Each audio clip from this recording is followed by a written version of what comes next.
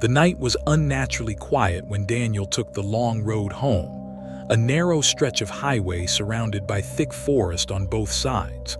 Fog clung low to the asphalt, and the moon looked smudged behind clouds. He had been driving for hours, and the only sounds were his engine and the rhythmic thumps of uneven pavement. It was sometime after 1 a.m. when the sky suddenly lit with a blinding white flash. Daniel barely had time to react.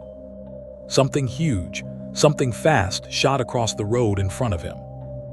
He jerked the wheel, the car skidded, tires screaming, and for a moment the world flipped sideways. Metal twisted, glass exploded, and the darkness swallowed everything. When Daniel opened his eyes, he was upside down in the wreck. Blood dripped from his forehead. His vision swam. The forest outside flickered in and out through broken windows. But the strangest part was the sound. Something was breathing. Not him. Not human. Slow, deep, wet inhalations coming from somewhere nearby. Daniel tried to move, but every muscle screamed. He forced his seatbelt loose and crawled out through the shattered windshield, dragging himself onto the cold asphalt. His ears rang until they didn't. A different sound replaced the ringing. Footsteps. Slow, heavy, deliberate.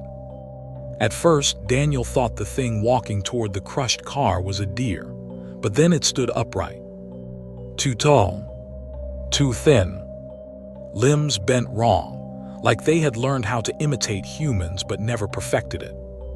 It turned its head toward him. Bones cracked. Joints clicked. Skin stretched like wet paper. And then it smiled, a long, tearing smile that split its face wider than any jaw should open. Daniel scrambled backward, dragging his injured leg. The figure mirrored him, taking long backward steps without turning around, as if its joints could rotate freely without a spine to limit movement. Then it spoke, in Daniel's voice, but wrong, like someone learning the sounds of language by studying the echo of a cave. "Help me, Daniel." He froze. It shouldn't know his name. It shouldn't know his voice. It shouldn't be alive after getting hit at full speed. The creature leaned down, face hanging inches from his, its pupils expanding like black ink bleeding across paper. "You hit me, so now I ride with you." Daniel tried to scream, but its hand wrapped around his mouth, thin fingers but impossibly strong.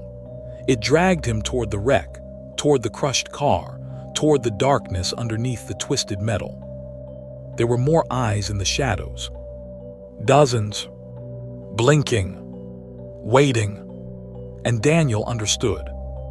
Whatever he hit wasn't an animal. It wasn't a person. It was something that didn't die, it multiplied.